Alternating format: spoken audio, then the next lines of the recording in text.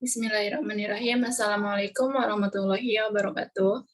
Perkenalkan, nama saya Anjar Susanti dari Prodi Akuntansi kelas reguler plus dengan nomor NIM 29021500012 dan rekan saya yang bernama Siti Halimatu Syadiah dari Fakultas Ekonomi dan Bisnis Prodi Manajemen dengan nomor NIM 28921502299.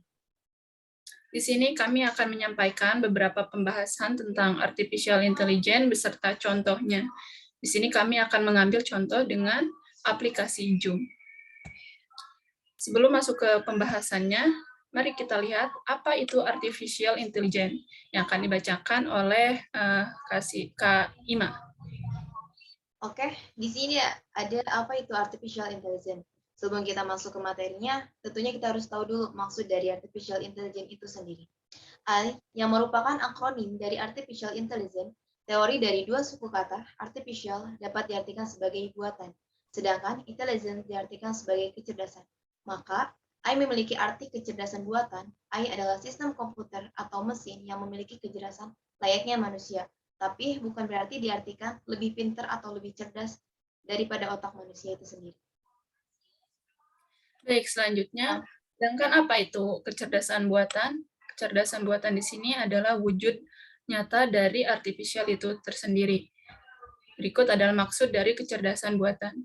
Kecerdasan buatan adalah kecerdasan yang ditambahkan kepada suatu sistem yang bisa diatur dalam konteks ilmiah, atau bisa disebut juga intelijensi artificial, atau hanya disingkat dengan AI.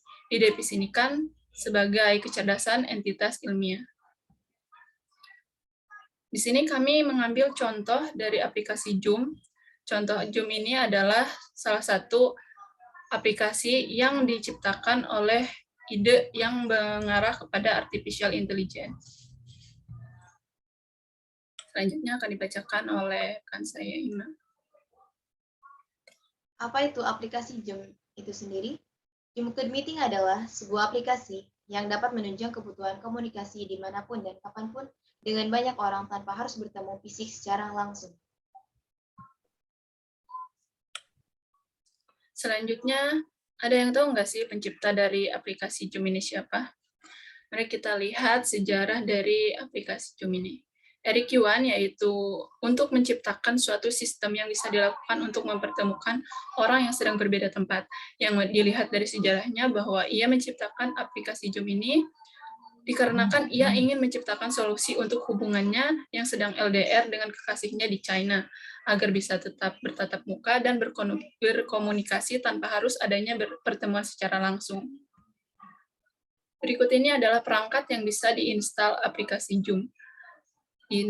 Bisa diinstal pada PC atau personal komputer dengan webcam, bisa diinstal melalui laptop atau dengan webcam juga, ataupun dengan smartphone jenis Android dan iOS.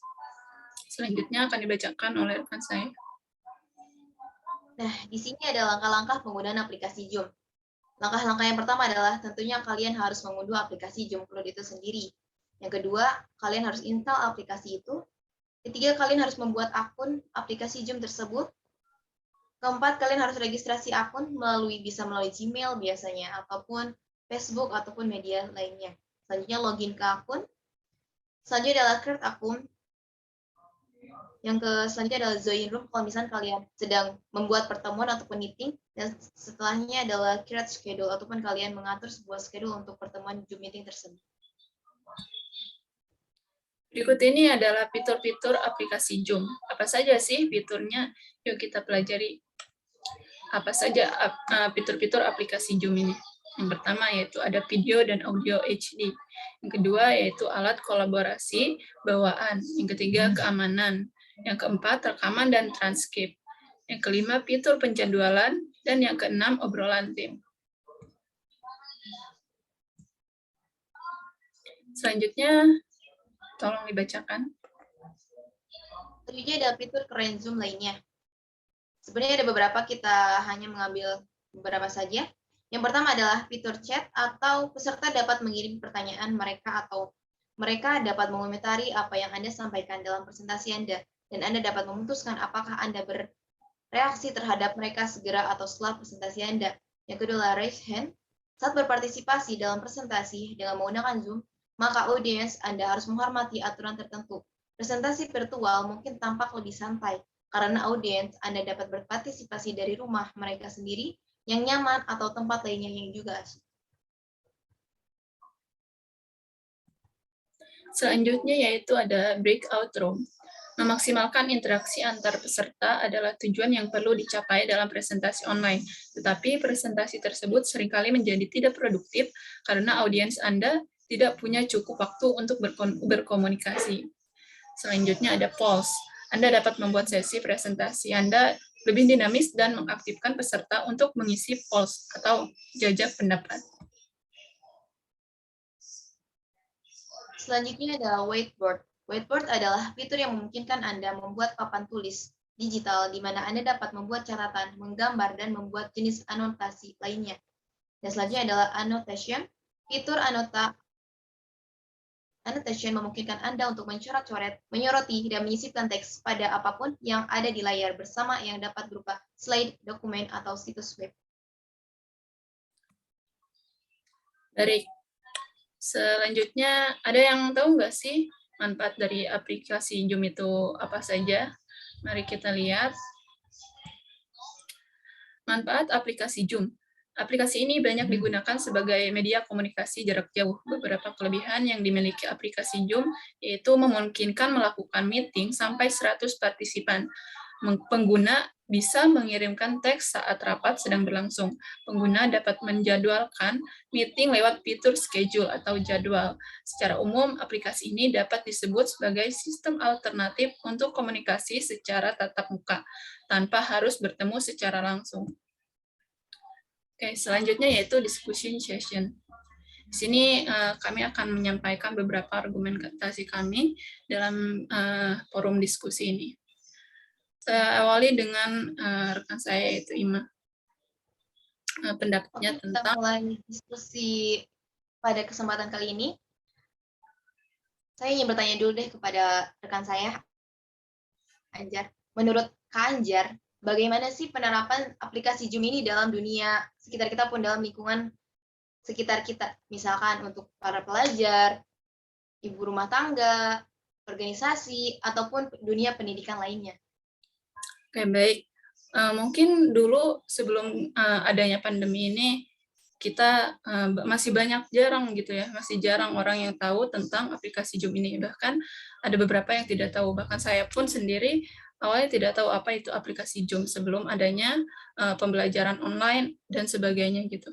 Tapi semenjak aplikasi Zoom ini diterapkan oleh pemerintah untuk sebagai media pembelajaran untuk belajar sekolah SD, SMP, SMA, bahkan sampai kuliah, mungkin sampai orang-orang yang bekerja pun memakai aplikasi ini untuk bisa tetap berkomunikasi tanpa harus bertatap muka untuk mengurangi skala pencegahan COVID-19 gitu. Jadi pengaruhnya sangat besar untuk beberapa aspek gitu ya, terutama untuk aspek-aspek yang memerlukan beberapa media untuk berdiskusi secara langsung, walaupun hanya melalui koneksi internet saja, kita bisa langsung terhubung kepada siapa kita akan berkomunikasi. Jadi aplikasi Zoom ini sangat berpengaruh besar untuk Indonesia khususnya saat ini. Bahkan sampai saat ini pun masih banyak yang memakai aplikasi Zoom, walaupun sudah tidak seramai awal penyebaran COVID ya. Jadi menurut saya sangat luas penyebarannya aplikasi Zoom ini setelah virus itu menyebar, dan juga manfaatnya juga sangat banyak, jadi bisa dijangkau oleh siapa saja dan di mana saja maupun kapan saja. Begitu. Tapi benar sih, emang aplikasi Zoom ini tuh sangat bermanfaat secara luas. Tapi gimana sih untuk para pelajar yang mungkin mereka berada di dalam pelosok-pelosok, mereka tidak punya alat komunikasi, mereka tidak punya jaringan internet, bahkan mereka tidak punya kuota. Bahkan diartikan bahwa aplikasi Zoom ini harus mempunyai alat komunikasi, entah handphone, komputer, ataupun jenis lainnya. Nah, mereka udah punya handphone nih, tapi ternyata di daerah mereka tidak ada sinyal. Mereka gak bisa menggunakan dong. Mereka udah punya handphone, udah punya sinyal, tapi mereka gak punya kuota karena keterbatasan ekonomi. Nah, gimana sih cara kita untuk bisa mengambil solusi dari kejadian tersebut? Sedangkan sekarang lagi pandemi nih, kita nggak bisa bertatap muka, sedangkan segala sesuatunya kita akses lewat internet. Bagaimana solusi yang terbaik sebenarnya untuk kita bisa menanggulangi atau membantu para teman-teman kita yang berada di dalam pelosok-pelosok ini agar tetap belajar walaupun bukan tentang aplikasi Zoom ini sendiri. Sebaiknya sih ya, dari pihak sekolah ataupun pemerintah biasanya menyediakan internet yang bisa dibagikan kepada seluruh siswa gitu. Bahkan, sampai kemarin saja saya, masih melihat gitu, sekolah masih membagikan kuota kepada murid-muridnya setiap 1 bulan sekali. Jadi dengan keringanan itu, jadi semua murid bisa mengakses internet di mana saja dan kapan saja, tergantung dari, kartu apa dia memakai tergantung dari dia apa, memakai kartu apa. Jadi, sekolah pun menyediakan kuota tersebut tergantung kartu apa yang dia pakai. Jadi sekarang lebih mudah sih, jadi nggak ada lagi hambatan tentang internet dan lain sebagainya, karena sudah disediakan juga oleh pemerintah dan difasilitasi juga oleh sekolah. Karena kan, sebagian besar sekolah di Indonesia sekarang memakai Zoom ya, jadi, mau tidak mau sekolah harus memfasilitasi siswa ataupun mahasiswa yang, terkendala dengan internet gitu. Menurut Kak Ima gimana ya tentang hal ini? Berarti bukan berarti kita bisa menjadikan alasan mereka harus mempunyai handphone atau komputer untuk tidak belajar ya, karena dari sekolah sendiri mereka banyak sekali yang sudah memfasilitasi untuk kita menjadikan media pembelajaran itu bukan hanya aplikasi Zoom. Tapi benar gak sih, karena mungkin ada aplikasi Zoom, jadi kita jarang ketemu. Misalnya gini nih, ngapain ketemu, kita bisa ketemu lewat Zoom. Jadi banyak orang yang salah mengartikan nih ya, benar gak sih ada yang kayak gitu? Padahal kan kita dulu kalau misalkan mau ketemu benar-benar nggak ada pilihan gitu ya selain mengkomunikasikan lewat Zoom. Dulu kalau kita mau ketemu, ya udah yuk kita ketemu, ya udah ketemu. Kalau sekarang, mau ketemu kapan? Bahkan sebelum ketemu aja kita bisa berkabar lewat aplikasi Zoom gitu. Berkomunikasi dulu lewat aplikasi Zoom baru bertemu. Nah, di sini, pemanfaatannya tuh bahkan walaupun kita melaksanakan pertemuan tersebut, kita harus tetap membahasnya lewat aplikasi Zoom gitu. Baik itu sebelum ataupun sesudah, misalkan sudah bertemu kita mau tetap cerita, kita tetap menggunakan aplikasi Zoom. Jadi sebenarnya aplikasi Zoom ini tidak digunakan untuk orang yang mendesak saja, tapi pun orang yang cuma sekedar iseng ataupun sekedar mau cerita-cerita aja sama temen yang banyak-banyak gitu kan, teman sekelas ataupun yang lebih parsitipannya dari 10 bisa menggunakan aplikasi Zoom. Dulu kalau misalkan kita mau mengomunikasikan sesuatu atau membicarakan sesuatu, pasti jalan yang kita pilih itu adalah dengan ketemu, dengan secara fisik gitu. Di mana nih kita mau ketemu, kita ada hal yang mau dibicarain. Padahal kita nggak sadar gitu bahwa ada suatu aplikasi di mana kita bisa mengomunikasikan suatu pembicaraan lebih dari partisipan 100 gitu bahkan. Jadi dulu tuh kayak kita minim apa ya, minim pengetahuan tentang aplikasi yang bisa dipakai untuk berdiskusi secara tatap muka begini. Jadi dulu tuh sebenarnya sudah ada aplikasi Zoom dari tahun 2011. Dari situ justru orang-orang tuh ada banyak juga yang memakai, cuman nggak sebanyak sekarang gitu. Dan juga orang-orang pun belum tahu gitu aplikasi Zoom itu apa, untuk apa juga. Dulu tuh kita pasti mikir untuk apa aplikasi Zoom, sekolah kita belajar di sekolah, ketemu mau ketemu ya udah tinggal ketemu dan nggak ada hambatan juga. Tapi sekarang kan karena emang lagi COVID-19 dan sedang diadakan PPKM juga, bahkan pernah diadakan PSBB besar-besaran gitu ya. Jadi mau tidak mau aplikasi Zoom menjadi nomor 1 dalam aplikasi tatap muka gitu, pembicaraan tatap muka. Jadi menurut Kak Ima gimana nih antara aplikasi Zoom antara sebelumnya dan sesudah adanya aplikasi Zoom? Sebelumnya sih mungkin karena kita saya sendiri di kampung ya, jadi kalau mau ketemu ya udah gitu, kayak ke rumahnya langsung disamperin, "Halo, main yuk," kayak gitu. Mungkin sekarang kayak kalau mau ketemu kita pasti nanya dulu nih, "Lagi di mana?" Ataupun, "Zoom yuk, lagi di mana?" Pasti mungkin lebih fleksibel sih semenjak ada aplikasi Zoom ini. Sebenarnya emang udah dari dulu, cuman mungkin karena kita baru pengetahuan baru sekarang, ternyata ada sesuatu yang lebih fleksibel. Tapi bukan berarti kita mengartikan bahwa adanya aplikasi Zoom, kita membatasi untuk pertemuan secara langsung. Sebenarnya aplikasi ini hanya mewadahi supaya mempermudah pekerjaan kalian, bukan mempersulit ataupun menghilangkan jati diri dari pertemuan itu sendiri. Iya, betul. Sebenarnya aplikasi Zoom ini bisa disebut sebagai artificial intelligence. Kenapa? Karena bisa menjadi alternatif bagi orang-orang yang ada kepentingan untuk bertatap muka dan membicarakan sesuatu gitu.